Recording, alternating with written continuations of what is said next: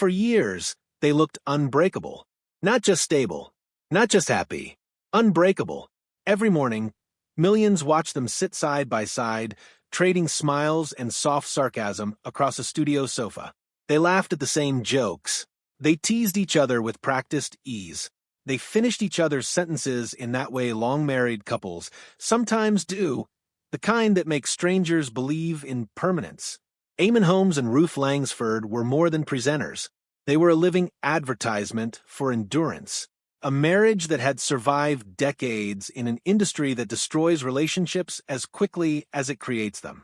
So, when the divorce announcement came, it didn't just surprise people. It stunned them. There had been no explosive scandal, no public arguments, no obvious betrayal. Just a short, carefully worded statement confirming that after more than 20 years together, it was over. Ruth spoke first. Calm, controlled, measured.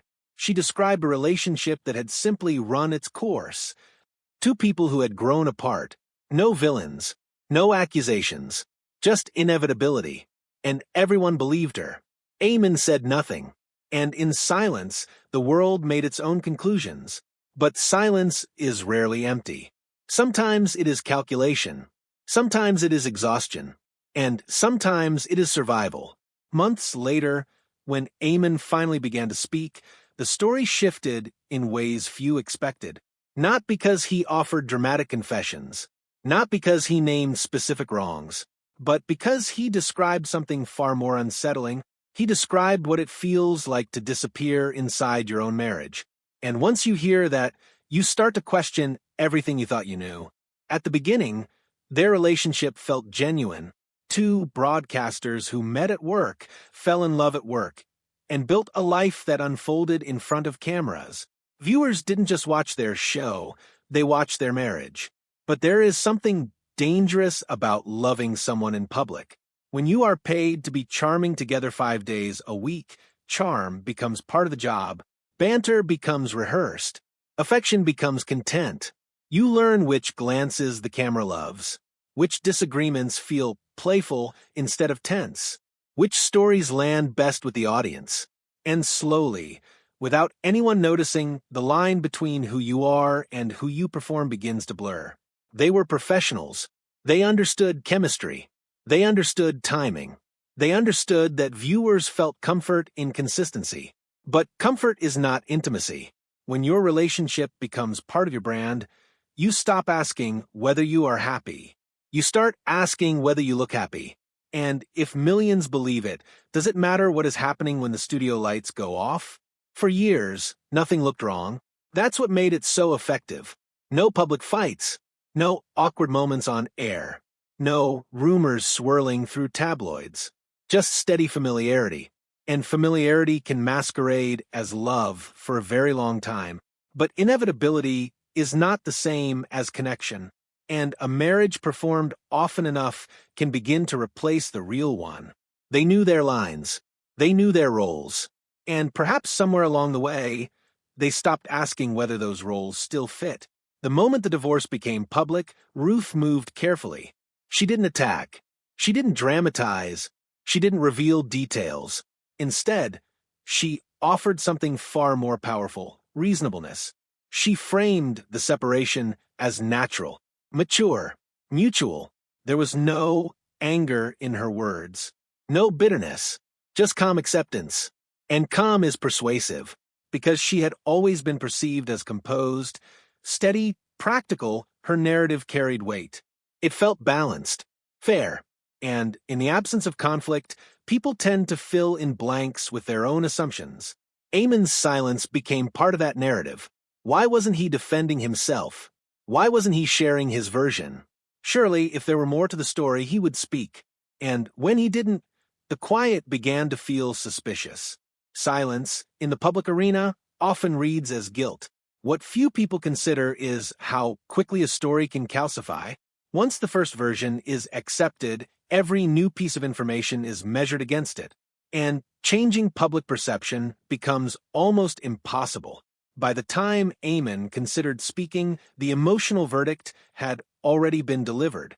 People assume silence means weakness, but sometimes silence is restraint.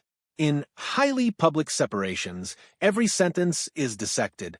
Headlines twist nuance into accusation. Complex emotions become clickbait. Eamonn understood that anything he said could be weaponized.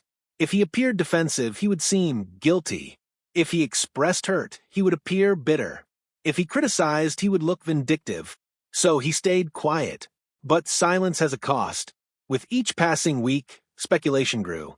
Commentators analyzed his demeanor. Relationship experts on daytime television interpreted body language from old clips. Opinion columns discussed what his quiet revealed about masculinity and accountability. People who had never been inside his home felt confident explaining what had happened there. And slowly, he watched himself become a character in someone else's story. There is a particular loneliness in that experience, seeing a version of yourself accepted as truth that doesn't align with the person you know yourself to be. He wasn't just losing a marriage. He was losing control of his identity. Then there was the part of the story few fully understood. The illness. Chronic pain doesn't arrive dramatically. It doesn't announce itself with spectacle. It creeps in. A stiffness here. A dull ache there. Something you assume will pass. Until it doesn't. For Eamonn, what began as discomfort evolved into a daily negotiation with his own body. Sitting required calculation. Standing required preparation. Travel required medication. Work required endurance. Mobility shrank. Independence shrank with it. When your body stops cooperating, your world gets smaller. And when your world gets smaller, the person closest to you becomes everything. Ruth stepped in. She managed appointments, scheduled specialists, organized medications, drove him places, adjusted their routines around his limitations. From the outside, it looked like devotion. And perhaps at first it was, but dependence alters the architecture of a relationship. When one partner becomes the caretaker, the balance shifts.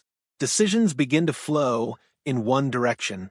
The stronger partner, physically, emotionally, organizationally, takes control. Not necessarily out of malice, but control nonetheless. And control, even when well-intentioned, changes how love feels. The transition was gradual. Small suggestions at first. Maybe you shouldn't attend that event. It'll be too much. Let me handle that. You need a rest. That call can wait. Reasonable, sensible, protective. And because the reasoning centered on his well-being, it became difficult to resist. Pushing back felt ungrateful. Arguing felt selfish. But over time, suggestions became decisions. Which invitations were accepted? Which friends were seen? How long visits lasted? What commitments were realistic? What was best for him? And something subtle began to happen. His preferences started to shrink, not because he didn't have them, but because expressing them required energy he didn't always have. Care and control exist on a spectrum. And when you're tired, grateful, or vulnerable, it's hard to see when that line gets crossed. He began to feel managed rather than partnered, protected but not heard. And the most confusing part? It didn't look abusive. It looked responsible. That's what made it so hard to name. Homes are supposed to feel safe. A place where you stop performing, where you breathe differently, where you are not observed. But when illness narrows your world, the house becomes your entire universe. And within that universe, dynamics intensify. Eamonn began noticing how often his movements were monitored. Not overtly, not aggressively, just constant awareness. Questions about conversations, comments about phone calls, casual observations that felt too precise. If he mentioned discomfort, it was reframed as concern. If he asked for space, it was framed as unnecessary. If he expressed frustration, it was attributed to medication or stress. And slowly, he began editing himself. He avoided certain topics, avoided certain calls, avoided certain disagreements, not because he feared confrontation, but because he lacked the energy for prolonged tension. When your body is already fighting you, emotional conflict feels unbearable. So he adapted. Adaptation, in the short term, feels like peace. In the long term, it feels like erasure. There is often one moment in relationships, not necessarily explosive, that reframes everything. For him, it came unexpectedly. An overheard conversation. Not dramatic, not shouted, just casual. Ruth speaking on the phone, describing his condition, his limitations, their life. But the tone was different. Detached, clinical, slightly weary. Not cruel, but stripped of warmth. He listened, frozen, as his life was summarized as logistics, as his presence felt like a management issue, as their marriage sounded less like a partnership and more like an obligation. It wasn't what she said. It was how she said it. And in that shift of tone, something inside him settled into clarity. He realized he no longer recognized the relationship he thought they had. The care he felt grateful for carried undertones of resentment. The structure he leaned on carried imbalance. The partnership he believed in felt transactional. He didn't confront her, because sometimes confrontation only invites denial. And sometimes you already know what the response will be. Instead, he simply understood, and once understanding arrives, you can't unsee it.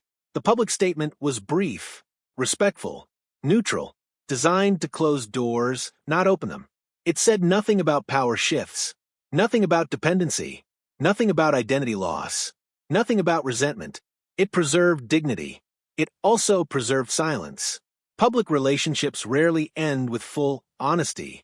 Too many reputations are involved, too many shared histories, too many legal considerations. So they chose discretion. But discretion leaves space for speculation. And speculation filled the gap. When Eamonn finally began to speak, he didn't deliver accusations. He spoke about something quieter. He spoke about losing himself, about how chronic pain made him vulnerable in ways he hadn't anticipated, about how vulnerability altered power dynamics, about how strength, even admirable strength, can overshadow someone who is struggling. He didn't claim victimhood. He described suffocation without using the word. He described shrinking. He described waking up one day and realizing he didn't recognize the version of himself that had emerged. And that is a different kind of confession, because it forces people to reconsider a simpler narrative. Maybe there wasn't a villain. Maybe there was imbalance. Maybe there was love that morphed into management. Maybe there was strength that unintentionally devoured the space another person needed. And maybe silence wasn't guilt. Maybe it was survival. Ruth's strength was never in question. She was organized, capable, efficient, composed. Those qualities likely held their world together for years. But strength, without reflection, can dominate. When one partner becomes the engine of the relationship, the other can slowly become cargo, not by force, by momentum. He became smaller as she became stronger, and perhaps neither of them noticed in real time, because imbalance rarely announces itself loudly. It settles in quietly. It becomes routine. It feels practical. Until one day, it feels unbearable. Their marriage didn't collapse overnight. It eroded, under public performance, under chronic pain, under unspoken resentment, under shifting power. By the time the announcement came, the ending had already happened privately. Two people who once fit together perfectly found themselves living parallel lives under the same roof. And when the door finally closed, the world saw only the summary, not the years that led to it. Divorce is rarely about one moment. It is about accumulation, of silence, of adaptation, of imbalance, of things left unsaid. When Eamonn broke his silence, he didn't destroy a narrative. He complicated it, and sometimes complication is closer to truth than certainty ever was. Because behind every public separation lies a private reality that outsiders will never fully understand. Not performance, not headlines, not carefully worded statements. Just two human beings who tried, and eventually failed, to keep something alive that had already changed beyond recognition. And maybe that's the hardest truth of all. If this story made you question what you thought you knew, stay with us. Because sometimes the most important stories are the ones that unfold quietly long before anyone notices they're happening.